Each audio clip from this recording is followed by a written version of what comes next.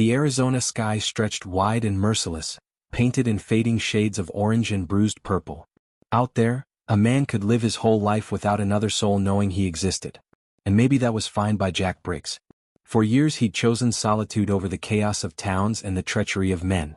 But on one storm-brewing evening in 1877, the quiet life Jack thought he knew was about to be broken open. Because what he found on the riverbank that night wasn't a coyote or a wounded deer, it was a woman. And she would change everything. The land was dry, cracked, and stubborn. Jack Briggs had long since grown used to the rhythm of it, mending fences, hauling water, pushing cattle across endless grass that never seemed to forgive. His days blurred into each other, marked only by the rising and setting of the sun. He'd talk to his horses, to the cows, sometimes even to the fire crackling in his cabin stove. Better that than waste words on the wrong people.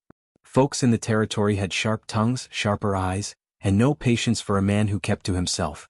Jack didn't mind. Silence didn't scare him. It was company he didn't trust. That evening, though, as he rode the fence line checking posts battered by spring storms, something unusual tugged at his attention. Just beyond the riverbank, a dark shape lay crumpled in the mud. At first he figured it was nothing more than a bundle of rags tossed aside by a drifter. But the closer he drew, the harder his chest tightened. Sliding down from the saddle, he grabbed the lantern strapped to his gear and lifted it high. The light flickered against the restless water and landed on the figure. His boots sank in wet soil as he stepped closer. And then he saw her. Not rags. Not some discarded bundle. A woman. Her hair long and black, tangled with dirt and rain. Her face bore the deep colors of fresh bruises, her lips cracked, her body curled as if she were trying to protect herself from a world that had already done too much damage. She couldn't have been older than him, maybe younger, and yet she looked worn thin by more than just the weather. Jack froze, torn between instinct and caution. Stories came rushing back, the kind that traveled faster than the desert wind. Settlers who helped native women had found themselves shunned, punished, or worse. But another voice inside him, the one that had survived Silas Briggs' iron hand and Clara's quiet suffering, refused to walk away. The woman stirred.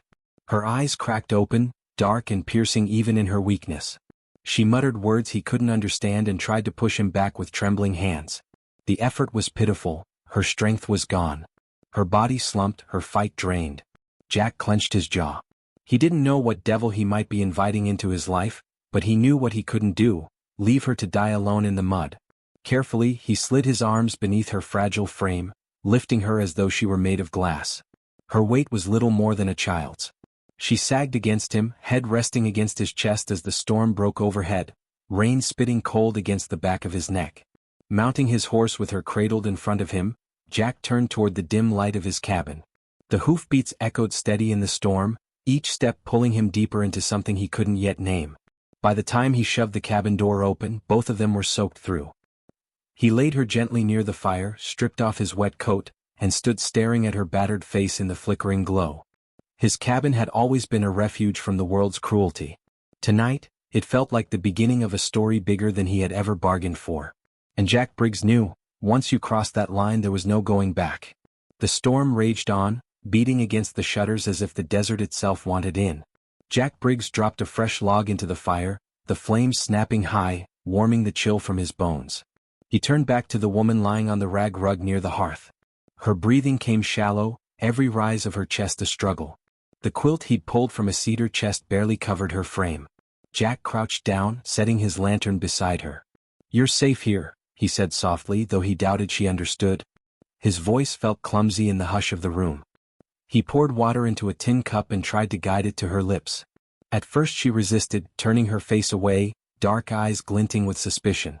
But thirst was stronger than pride. Finally she sipped, trembling, her cracked lips pressing against the metal rim. Jack let out a slow breath he hadn't realized he was holding.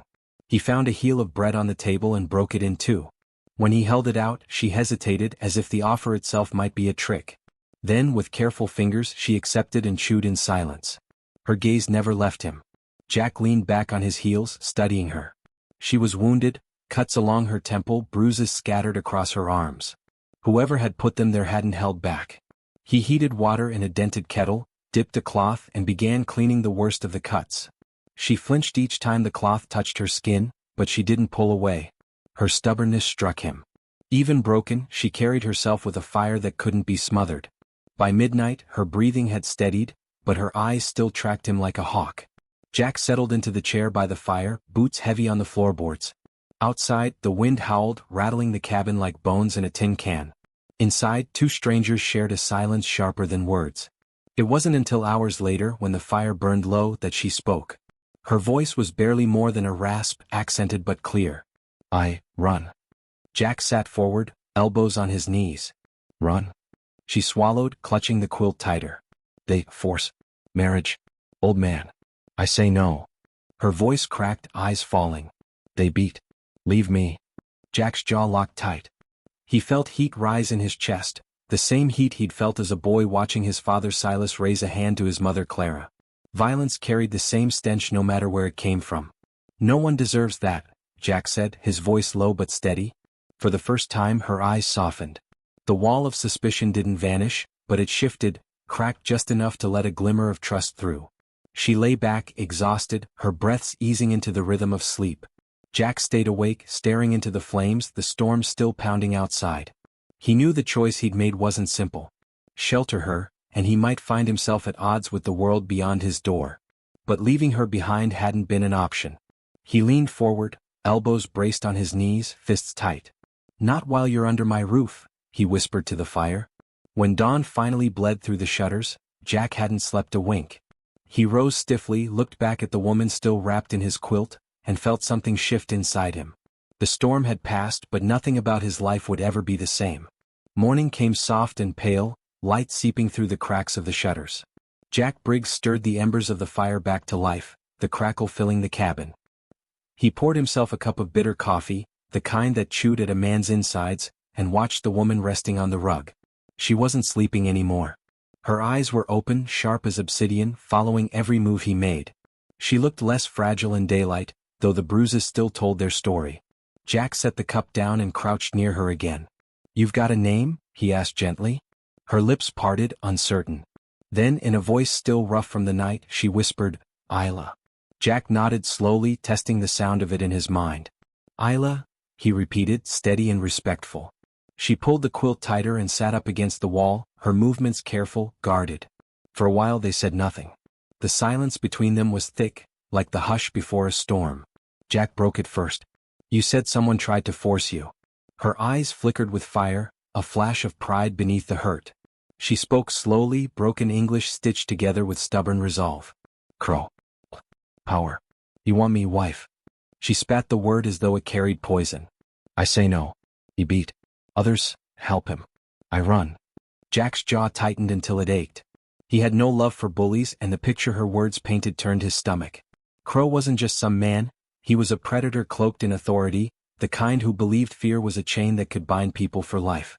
"And you'd rather die out there than bow to him," Jack said, not as a question but as a truth he already knew. Isla lifted her chin, bruised though it was. "Yes. Better die free." Her words struck deep. Jack leaned back on his heels, staring into the fire. They echoed pieces of himself he rarely let surface. The boy who'd seen his father Silas break his mother Clara's spirit day after day. Jack remembered her eyes, hollow but unyielding, and the vow he'd made long ago never to carry on that legacy. Now here was Isla, living proof of that same defiance, carrying scars that matched the kind he bore inside. Jack cleared his throat, rough with memory. "Nobody's got the right to take your will from you. Not him, not anyone." Her gaze softened, if only a fraction. She studied him, searching his face as though weighing the truth of his words. For the first time since he found her, her shoulders eased, the fight in her body loosening just enough to let exhaustion take hold. The cabin was still for a long while, only the fire popping in the hearth. Jack busied himself with chores, feeding the horse, checking his rifle, cutting kindling, yet his thoughts circled back to her. Isla. The name carried weight now, as though by speaking it he'd taken on a responsibility he hadn't planned for. By the time he returned inside, she was humming faintly, a low tune in a language he didn't understand. The sound filled the small space, threading through the cabin's emptiness like sunlight breaking through storm clouds. Jack leaned against the doorframe, arms folded, listening. He realized something then: she hadn't just run from Crow. She'd run toward freedom. And in some way that freedom had led her straight into his world. He didn't know what tomorrow might bring, or whether danger would come riding for her. But he knew one thing for certain: Isla was not going back. And as long as she stayed under his roof, he'd stand between her and whatever tried. The days that followed carried a rhythm Jack Briggs hadn't known in years. For a man used to silence, the presence of Isla shifted everything. The cabin that once echoed only with the creak of timbers and the pop of firewood now felt alive. Quiet, yes, but not empty. On the second morning, Jack found her standing near the window, blanket wrapped around her shoulders. She watched the plains stretch out, endless and untamed. When she noticed him, she turned quickly, eyes wary as ever. Jack poured 2 cups of coffee, though he knew she might not touch hers. "It's strong," he said, sliding the tin cup across the table. "Keeps a man awake." She sniffed at the steam, wrinkling her nose before taking a cautious sip.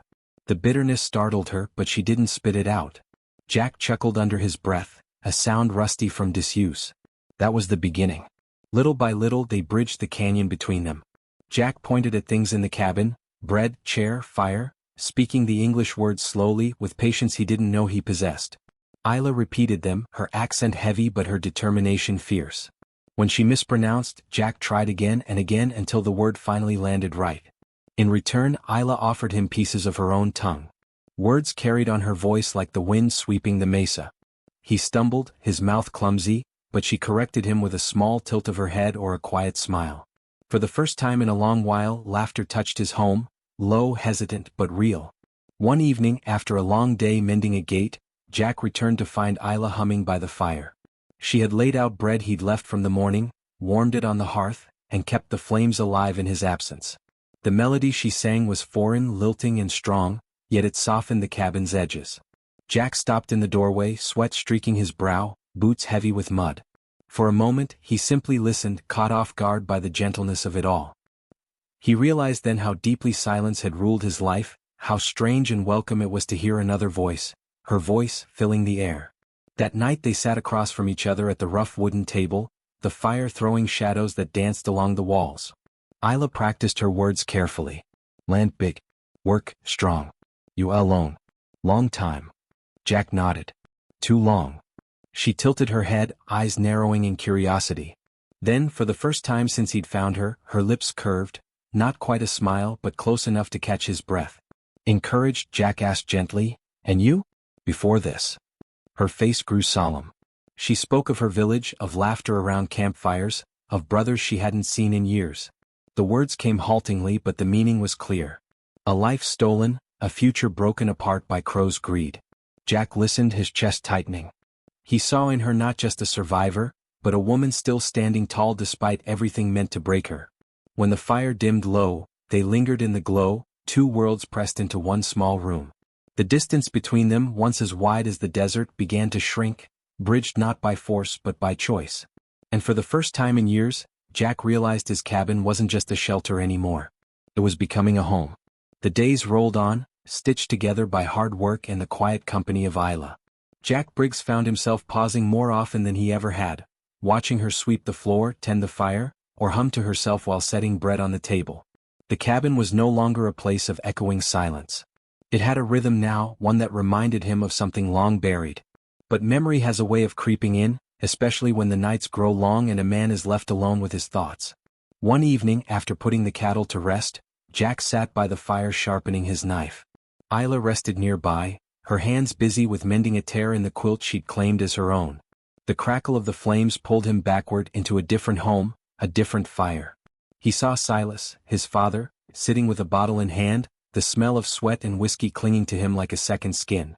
Silas was a man who believed in strength and fear, who thought a house was kept in order through the weight of his fists. Jack remembered the sound of his mother Clara's silence, how she never raised her voice, never dared to speak against him. But her eyes told another story, eyes filled with quiet defiance, eyes that refused to break no matter how many nights ended in bruises. Jack had hated those nights. He hated the helplessness, the way fear settled into a boy's bones until it felt permanent. That helplessness had followed him into manhood, shaping him, sharpening him, teaching him a lesson he carried like gospel. He would never be that man. The scrape of steel against stone pulled him back to the present. Isla's gaze was on him, dark and steady. She didn't speak, but she seemed to sense where his mind had gone. Jack set the knife aside, his voice low. "My father, Silas, he was a hard man. Harder than any land out here. My ma Clara, she bore it quiet as the night. But I swore to myself long before I grew this beard, I'd never carry his cruelty. Isla's brow furrowed as she listened. Her English was growing stronger each day, but some words still slipped past her. Yet she seemed to understand the weight behind them. You, different, she said carefully. Jack nodded. I aim to be. A man's worth isn't measured in the bruises he leaves behind. I reckon it's in the shelter he gives, the way he stands when someone weaker needs him. For a long moment, silence hung between them, heavy but not uncomfortable. Then Isla reached out, placing the mended quilt over his lap. A small gesture, but it spoke louder than any words.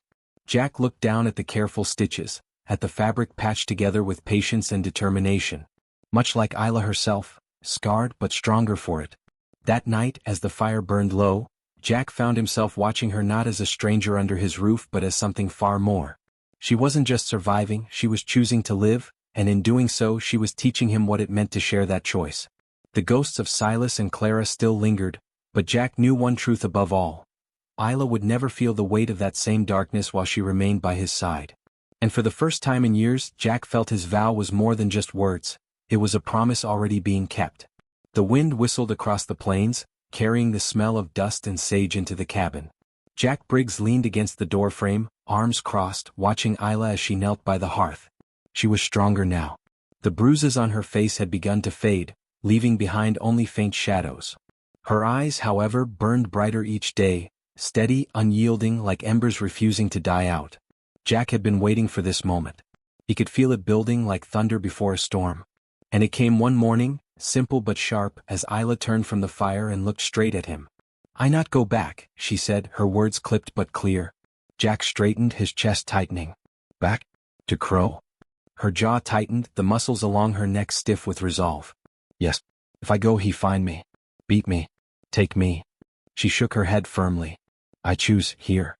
The silence that followed was thick enough to choke on. Jack stared at her, struck by the weight of her words. She wasn't just speaking of running from pain. She was declaring her freedom, staking a claim on her life. And in choosing to stay, she was choosing him, his cabin, his land, his world. Jack swallowed hard, setting aside the mug of coffee in his hand. He stepped closer, crouching so his eyes met hers. "Isla," he said softly, as though her name itself was something precious. "If you stay on your own terms. Not as a prisoner. Not as a servant. Ickle. Do you understand?" Her eyes narrowed slightly, studying him as if testing whether he meant it. "Equal," she repeated, rolling the word on her tongue like a gift she hadn't expected. For a moment her lips curved, just enough to stir something in Jack's chest that he hadn't felt in years. The day stretched on, different from the ones before. Jack worked the ranch, repairing a broken gate while Isla moved quietly inside the cabin. She swept the floor, tended the fire, and laid out bread for when he returned. Her movements were sure and graceful, as if she'd been there all along. When Jack came back, sweat dripping down his neck, he found her humming again. The melody wound through the air, filling the cabin with something he hadn't known he needed. He paused in the doorway, boots heavy, his breath catching at the sight. His cabin wasn't empty anymore. It was alive. That evening they sat across the wooden table, firelight dancing between them. Isla practiced her English, piecing words together like stones in a path. "Land big. You alone. Long time." Jack gave a wry smile. "Too long." Encouraged, she shared pieces of herself. Her voice, though broken in grammar, carried the memory of her village, nights filled with laughter, the warmth of family long gone. Jack listened in silence, each word weaving her more firmly into the fabric of his life. As the fire dimmed, Isla's eyes lifted to his once more. "I choose this," she said again, her voice steady this time. Jack reached across the table, his calloused hand brushing hers. She didn't pull away. For the first time, Jack Briggs understood the truth of it. She wasn't staying because she had nowhere else to go. She was staying because she had decided, and that choice was sacred. In the harsh land of the frontier, nothing was stronger than a choice freely made. For years, Jack Briggs had lived with the sound of silence. The cabin had been little more than four walls to keep out the wind and a fire to fight the cold. But now, each day carried a new rhythm, one shaped not just by his labor on the land but by Isla's quiet presence. It showed in the smallest of ways. When he came back from the pastures, the fire was always burning steady, the room warmer than he'd left it. His table, once scattered with tools and scraps, now bore bread or stew. The floor, once coated in dust, carried the faint marks of a broom's sweep. One evening, Jack returned from fixing a corral post to find Isla humming again. She sat by the fire, mending one of his shirts with thread she'd scavenged from his mother's old sewing kit. Her head tilted as she worked, the tune rising and falling soft as wind through pine. Jack stopped in the doorway watching her, struck by how easily she had folded into his life. He cleared his throat. Didn't know anyone could make this place look near decent. Isla looked up, her lips twitching into a faint smile. Not decent. Home. The word landed heavier than he expected. Home. It had been years since he thought of his cabin as anything more than a shelter. Yet, with Isla inside, it felt truer than ever. Later that night, they sat at the table across from one another, the firelight flickering between them. Isla practiced her English with care. You work hard. Land big. Alone, too long. Jack chuckled, running a hand over his beard. You've got that right. She leaned forward, eyes glinting. But, no more alone. The words caught him off guard. For a long moment, Jack stared into the flames, wrestling with the truth of it. He had lived so long convinced that loneliness was easier, that people only brought pain or betrayal.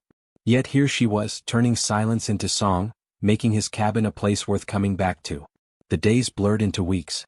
Jack taught her more words: sky, horse, fire, heart. She repeated them with fierce determination, laughing softly at his clumsy attempts at her language in return. The sound of her laughter filled corners of the cabin where silence had once gathered like dust. Sometimes when the chores were done, they sat on the porch together, watching the horizon burn gold with the setting sun. Jack found himself speaking of things he'd never shared, memories of his mother Clara, the lessons the land had taught him, even the scars left by Silas. Isla listened, her gaze steady, never judging, never turning away. At night, the cabin glowed with something Jack couldn't quite name. It wasn't just firelight. It was trust, blooming like wildflowers in a place no one thought life could grow. One evening, Isla touched his arm lightly, stopping his words. Her English was halting, but her meaning clear. This life. Hard, yes. But better than chains. I choose.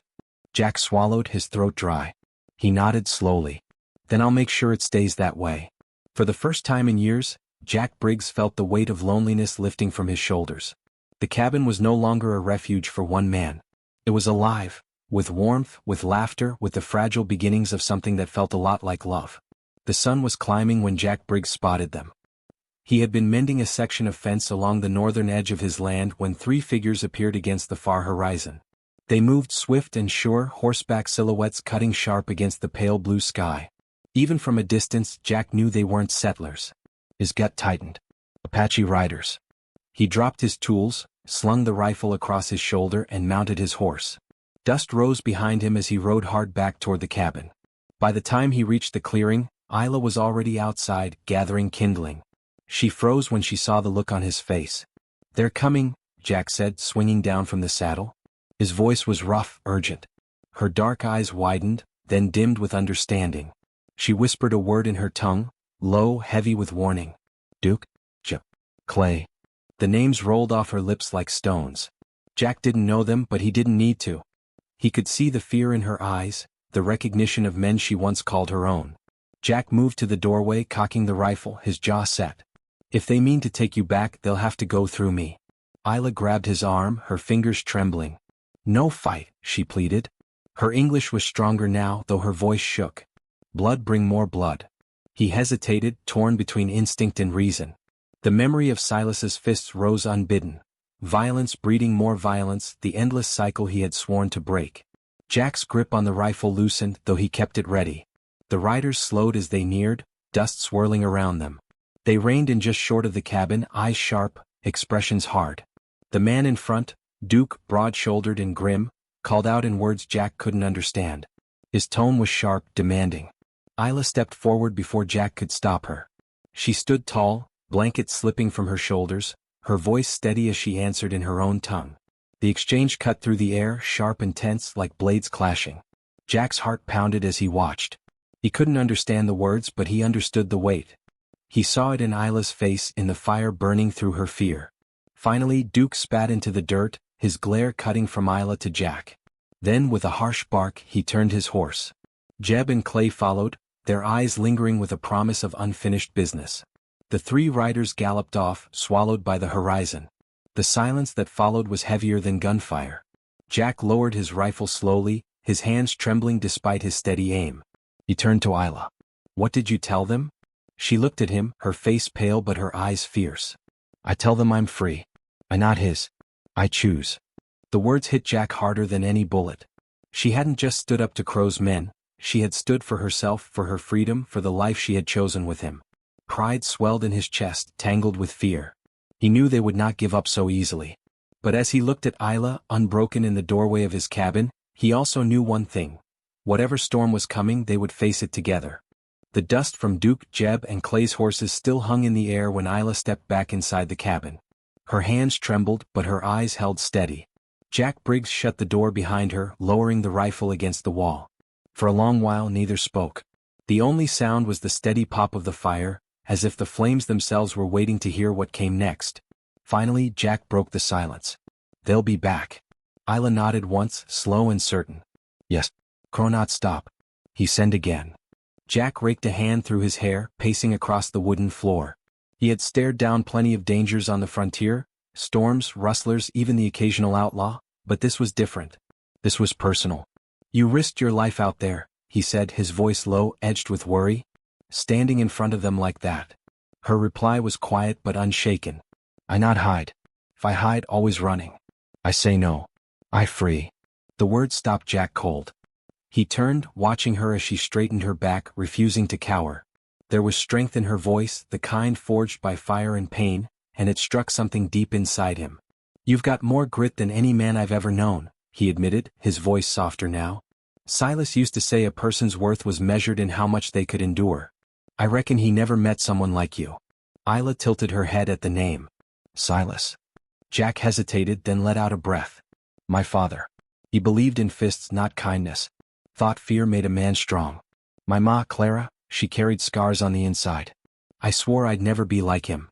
Isla stepped closer, her gaze firm. "You not him. You different." The simplicity of her words cut through Jack's doubt like sunlight through storm clouds. He reached for the table, steadying himself. "Maybe. But what you did today, telling them you belonged to no one, that took more courage than I've ever seen." A flicker of a smile touched her lips, brief but real. "Choice," she said, her accent softening the word. "My. No one take." Jack's chest tightened. In her defiance, Isla hadn't just rejected Crow. She'd claimed her life, her freedom, and in some way she'd claimed him too. That night, they sat close by the fire, shadows flickering across the walls. Jack reached across the table, his rough hand covering hers. This time she didn't hesitate. Her fingers curled around his, warm and sure. The weight of her decision lingered in the room, heavy but unshakable. Outside, the plains stretched dark and endless, holding dangers they both knew weren't finished.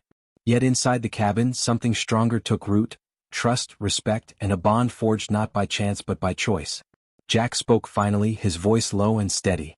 "Whatever comes, we face it together. I won't let Crow or Duke or any man take you from here." Isla squeezed his hand, her eyes fierce. "We strong. Two stronger than one." For the first time in years, Jack felt something he thought the frontier had beaten out of him: hope.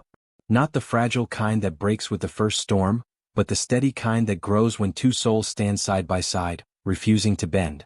And in that firelit cabin, with Isla's hand in his, Jack Briggs knew there was no turning back. The days after the rider's visit settled into a fragile calm. Jack Briggs rose with the dawn, tending cattle, mending fences, watching the horizon for dust that might signal trouble. Isla kept the fire alive, baked bread from the little flour they had, and hummed as she worked. Outwardly, life looked simple again, but beneath the surface, everything had changed. Each morning, Jack found himself looking at her with new eyes. She was no longer the broken figure he'd carried in from the mud. She stood tall now, moving with the quiet strength of someone who had faced death and chosen life instead. One evening, as the sun dipped low, painting the plains in fire, Jack and Isla sat on the porch side by side. The air smelled of mesquite and rain that had never come. Jack leaned forward, elbows on his knees, staring at the horizon. "You know," he said quietly, "they might come again. Crow doesn't strike me as the kind to let go easy." Isla's gaze stayed fixed on the wide-open sky. "If he come, I ready. Not run. Not bend." She turned to him, her eyes steady. "You too." Jack let out a slow breath. "Yeah. Me too." The silence that followed wasn't heavy this time. It was full, like the pause between heartbeats. Jack realized then what he'd been carrying all along. The fear that this life, this fragile piece, might vanish as quickly as it came. But Isla's words anchored him. They weren't just surviving anymore. They were building something worth standing for. That night, the cabin glowed brighter than the fire alone could explain. Isla sat across from him, trying new English words with careful effort. Jack fumbled through her language, his rough voice mangling syllables, which made her laugh softly. The sound wrapped around him, gentle and healing. "Equal," she said at last, the word clear and deliberate. Jack met her gaze, his chest tightening. "Equal," he echoed. "Always." Her smile deepened, faint but certain. And in that moment, Jack Briggs felt something he hadn't let himself feel in years: belonging. Not just to the land or the cattle or the cabin, but to another soul. Weeks passed, each one stitching them closer together. They worked side by side, shared meals, traded stories of their pasts in broken words and long silences that spoke louder than speech. Jack taught her to ride his sorrel mare. Isla showed him how to read the wind, how to listen to the earth underfoot. Two worlds, once divided, were learning to move as one. The frontier was still harsh, unforgiving. Jack knew the threats hadn't disappeared. But as he lay awake one night, listening to Isla's steady breathing beside the fire, he understood something simple and unshakable. The future didn't scare him anymore. Not with her in it. She had chosen him, chosen this life, and in turn he had chosen her. That bond was stronger than any storm, stronger than any man who tried to take it away. And so, in a cabin on the edge of the Arizona plains, a rancher scarred by the past and a woman who had defied her fate carved out a life forged in trust, in courage and in choice. Not by chance. Not by fear. But by love, the kind that could only be born in the wide, unforgiving heart of the Wild West.